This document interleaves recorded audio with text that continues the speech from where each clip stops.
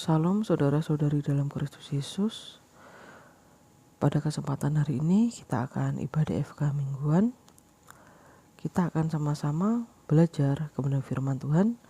Dan biarlah setiap benih firman Tuhan tertanam dalam lubuk hati kita, berakar, bertumbuh dan berbuah lebat. Dan biarlah setiap benih kebenaran firman Tuhan dengan kerendahan hati kita lakukan untuk hormat kemuliaan Tuhan. Pada kesempatan hari ini kita akan sama-sama belajar dari dalam kitab surat Yohanes yang pertama, pasalnya yang ke-1, ayat yang ke-5 sampai dengan ayat yang ke-10. Dengan judul perikop adalah Allah adalah terang. Baik, kita akan sama-sama belajar ayat demi ayat. Ayat yang ke-5. Dan inilah berita yang telah kami dengar dari Dia dan yang kami sampaikan kepada kamu, Allah adalah terang dan di dalam Dia sama sekali tidak ada kegelapan. Jadi yang dimaksud di sini adalah telah kami dengar dari Dia. Jadi ini adalah bahwa surat Yohanes yang pertama ini dikatakan bahwa Yohanes mendengar langsung dari Dia. Dia di sini huruf besar berarti Yesus ya. Dan yang kami sampaikan kepadamu, kamu. Jadi apa yang dikatakan ini adalah perintah daripada Kristus itu sendiri. Allah adalah terang dan di dalam Dia sama sekali tidak ada kegelapan. Jadi kegelapan di sini dan terang di sini itu diumpamakan itu, yang perumpamaan saat ini itu gelap dan terang ya. Jadi seperti kebenaran. Kebenaran itu adalah terang, kegelapan itu adalah dosa. Jadi bahwa di dalam Tuhan tidak ada dosa. Di dalam Tuhan hanya ada kebenaran. Kebenaran juga digaris bawahi ya. Bukan pembenaran ya saudara-saudari, tetapi kebenaran. Kebenaran apa Pastor Elizabeth? Yaitu kebenaran firman Tuhan. Firman itu sendiri yang kita baca sehari-hari dalam kehidupan kita. Kita melakukan hukum kasih, itu adalah kebenaran firman Tuhan itu, yaitu terang itu sendiri. Baik, ayat yang ke-6.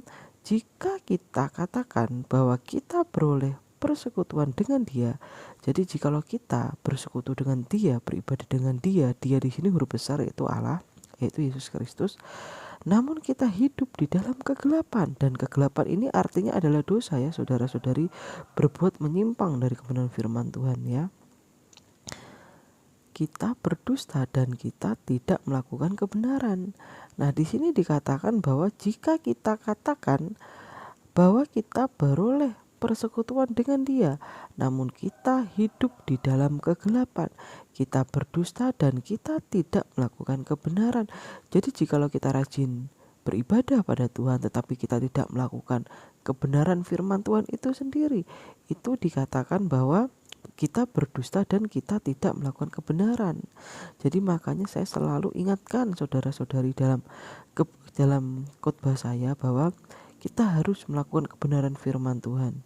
Kita harus benar-benar punya hati yang takut akan Tuhan untuk melakukan kebenaran firman Tuhan. Takut melakukan dosa karena menyakiti hati Tuhan. Baik, ayat yang ke-7. Tetapi jika kita hidup dalam terang, jadi jikalau kita hidup dalam kebenaran firman Tuhan, sama seperti Dia ada di dalam terang, sama seperti Tuhan ada di dalam kebenaran, maka kita beroleh persekutuan seorang dengan yang lain. Jadi kita akan bersuku kebenaran sama kebenaran. Bersekutu ini adalah saling beribadah ya saudara-saudari ya. Dan ayat selanjutnya, dan darah Yesus anaknya itu menyucikan kita daripada segala dosa. Jadi Tuhan Yesus mati di atas kayu salib untuk menebus dosa kita. Seperti itu ya. Ayat 8, jika kita berkata bahwa kita tidak berdosa, maka kita menipu diri kita sendiri dan kebenaran tidak ada di dalam kita. Jadi seperti ini yang dimaksud di ayat yang ke-8 ini adalah bahwa kita berkata, kalau kita ngomong bahwa kita tidak berdosa. Jadi begini, kita itu keturunan orang berdosa ya saudara-saudari. Orangnya dari mana ya? Dari Adam dan Hawa itu, leluhur kita, nenek moyang kita. Jadi apapun alasannya, ini dalam kepercayaan kebenaran firman Tuhan ya. Mohon maaf, ini kita bahasnya konten video saya ini membahas tentang kebenaran firman Tuhan. Jadi dalam konteks kebenaran firman Tuhan ya. Karena banyak orang juga berkata bahwa bayi yang baru lahir itu adalah kudus, benar seperti itu ya. Tapi ini menurut Alkitab yang saya pegang, yaitu kebenaran firman Tuhan, bahwa ini dikatakan bahwa kita tidak jika kita berkata bahwa kita tidak berdosa, maka kita menipu diri kita sendiri dan kebenaran tidak ada di dalam kita. Jadi pada saat kita yang percaya kepada kebenaran firman Tuhan, itu pada saat kita lahir, kita itu sudah mempunyai kutuk yang namanya kutuk dosa dari leluhur kita, dari Adam dan Hawa, dari orang tua kita. Jadi di sini tuh dikatakan bahwa kita itu harus mempunyai kerendahan hati. Kita mau ikut Tuhan Yesus, kita harus mempunyai kerendahan hati bahwa kita memang orang berdosa. Apapun alasannya kita orang berdosa ya. Kita keturunan Adam dan Hawa, keturunan orang tua kita adalah orang yang berdosa seperti itu ya. Jadi di sini kita harus bertobat, kita harus mengaku Tuhan Yesus, menyucikan diri kita bagaimana dengan percaya Tuhan Yesus, melakukan kebenaran firman-Nya seperti itu ya. Baik, ayat yang ke-9, jika kita mengaku dosa kita, maka Ia adalah setia dan adil. Nah, kita mengaku nih kita berdosa, kita minta ampun pada Tuhan Yesus, maka Tuhan Yesus itu adalah Ia adalah setia dan adil. Setia di sini dia tidak akan meninggalkan kita. Dia setia pada kita. Kita berbuat dosa, kita minta ampun, Tuhan setia pada kita. Tapi jangan udah berbuat dosa, minta ampun, berbuat dosa lagi, tobat tapi kumat. Nah, itu tidak boleh saudara-saudari ya. Kita sama-sama belajar untuk meninggalkan dosa kita seperti itu. Melalui apa? Melalui Roh Kudusnya. Jadi jangan mempermainkan yang namanya tobat kumat, yaitu tobat tapi kumat. Nah, tidak boleh seperti itu. Tetapi kita harus dengan kerendahan hati kita mau datang kepada Tuhan, kita bertobat, Tuhan aku mau bertobat, mau berubah. Tapi memang kendalanya kita hidup di dalam dunia, hidup di dalam daging, kadang merasa berat seperti itu ya. Tapi kita harus meminta pertolongan Tuhan melalui Roh Kudusnya. Minta Roh Kudus membantu kita, membimbing kita ke jalan yang benar, ke jalan kebenaran ini. Jalan yang benar ini yang dimaksudnya adalah jalan kebenaran firman Tuhan seperti itu. Nah, yang dikatakan dengan adil adalah Tuhan akan menghukum orang sesuai dengan perbuatannya. Jadi jangan heran ya saudara-saudari, jika kita sudah berbuat dosa lalu kita bertobat, lalu kenapa upah daripada dosa itu masih melekat? Ini karena Tuhan itu adil. Apa yang kita tabur kita akan tuai. Tetapi di dalam Tuhan ada pengampunan. Jadi jangan takut jikalau kita harus membayar harga atas dosa-dosa kita tetap bersama Tuhan memberikan kita kekuatan ya. Seperti contohnya, saya memiliki kepahitan, saya mengalami suatu penyakit, saya sudah bertobat dari kepahitan itu, tapi saya secara fisik saya masih dalam pemulihan penyakit itu. Karena apa yang kita tabur kita tuai. Kita kepahitan, kita akan menuai kepahitan, yaitu sakit penyakit secara fisik, secara mental, secara batin. Tetapi jangan takut, Tuhan Yesus akan selalu menyertai kita. Dia akan membimbing kita kepada jalan kebenarannya. Kita mau bertobat, Tuhan senang. Dia akan membimbing kita untuk lebih lagi dekat padanya. Apapun yang terjadi dalam hidup kita, Tuhan tetap akan menolong kita jika kita bertobat dan hidup mau tunduk kepada kebenaran firman Tuhan. Seperti itu saudara-saudari ya. Baik, ayat selanjutnya, sehingga Ia akan mengampuni segala dosa kita dan menyucikan kita dari segala kejahatan. Jadi jikalau kita sudah bertobat, kita kembali ke jalan benar, Tuhan Yesus akan menyucikan kita. Ibaratnya seperti kain yang hitam warnanya, Tuhan akan kasih putih untuk kita bertobat ya.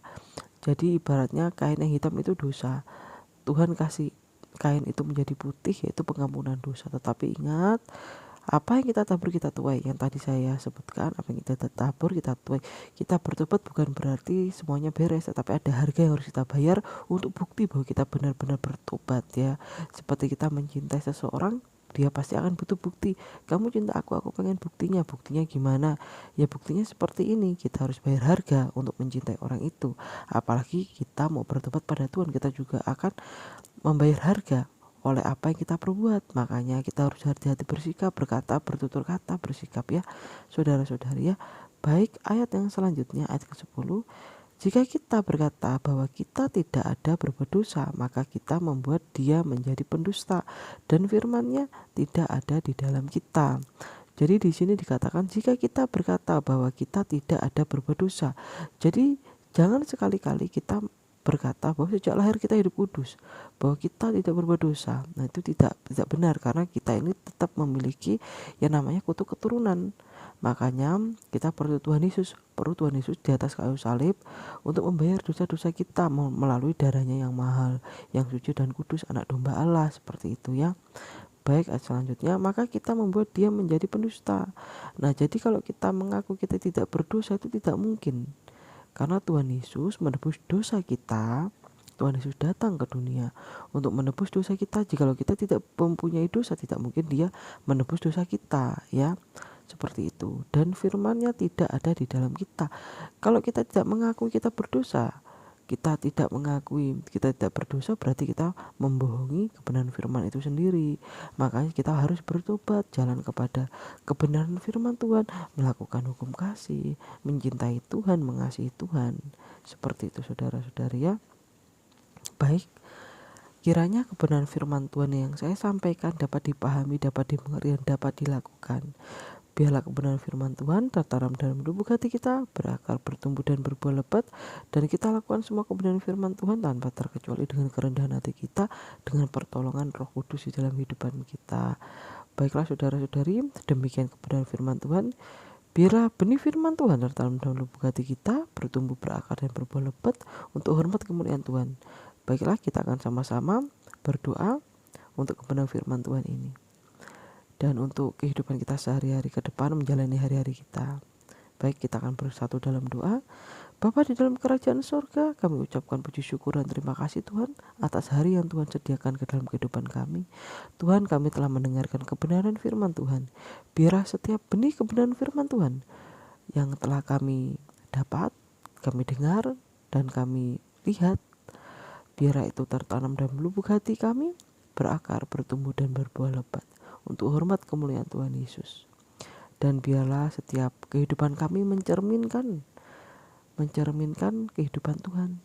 Kami menjadi manusia yang takut akan Tuhan, rendah hati, dan melakukan hukum kasih, percaya pada Tuhan Yesus. Bapa, hamba-Mu juga berdoa Tuhan Yesus untuk orang-orang yang sedang mengalami banyak pergumulan dan masalah. Biar Tuhan Yesus memberikan jalan keluar untuk orang yang sedang mengalami persoalan kehidupan rumah tangganya, keluarganya. Tuhan berikan jalan keluar dan kekuatan, dan biarlah iman mereka makin bertambah kepada Tuhan Yesus. Dan juga untuk kami menjaga iman kami agar hidup kami tetap benar sesuai kebenaran firman Tuhan sampai kami menghadap Tuhan, agar kami tidak bercacat bercela untuk menghadap Tuhan, agar kami beroleh kerajaan surga yang Tuhan telah sediakan. Jikalau kami takut akan kebenaran firman Tuhan dan melakukan kebenaran firman Tuhan, maka kami akan hidup dapat masuk ke dalam kerajaan surga yang kudus. Amin. Dan juga untuk orang yang mengalami sakit penyakit, Tuhan pulihkan, Tuhan berikan kekuatan. Dan juga untuk orang yang mencari pekerjaan, Tuhan berikan pekerjaan. Dan untuk orang yang sedang hidup dalam lingkungan orang toksik, Tuhan berikan kekuatan dan jalan keluar.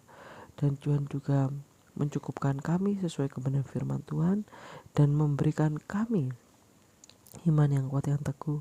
Dan kami juga mau belajar untuk terus haus dan lapar akan kebenaran firman Tuhan.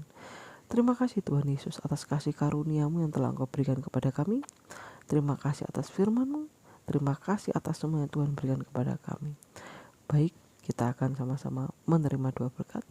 Kasih karunia yang Tuhan sediakan dalam kehidupan kita, Allah Bapa, Allah Anak, dan Roh Kudus akan menyertai kita semua sampai pada akhir zaman dan sampai pada nama Maranatha. Dan kita yang hidup benar di dalam kebenaran firman Tuhan akan beroleh upah sehat jasmani dan rohani sesuai dengan kebenaran firman Tuhan. Dan biarlah Tuhan Yesus selalu ada dalam hidup kita, dan kita memiliki hati hamba, hati anak yang takut akan Tuhan, dan hati yang mau dengar-dengaran akan kebenaran firman Tuhan, dan hati yang mau ditegur dan mau berubah. Terima kasih Tuhan Yesus, di dalam nama Tuhan Yesus Kristus kami berdoa dan mengucap syukur. Haleluya, puji Tuhan, amin. Terima kasih saudara-saudari yang selalu setia menonton, mendengar konten saya ini. Biarlah konten ini dapat diberkati untuk menjadi berkat. Terima kasih, Tuhan Yesus memberkati kita semua.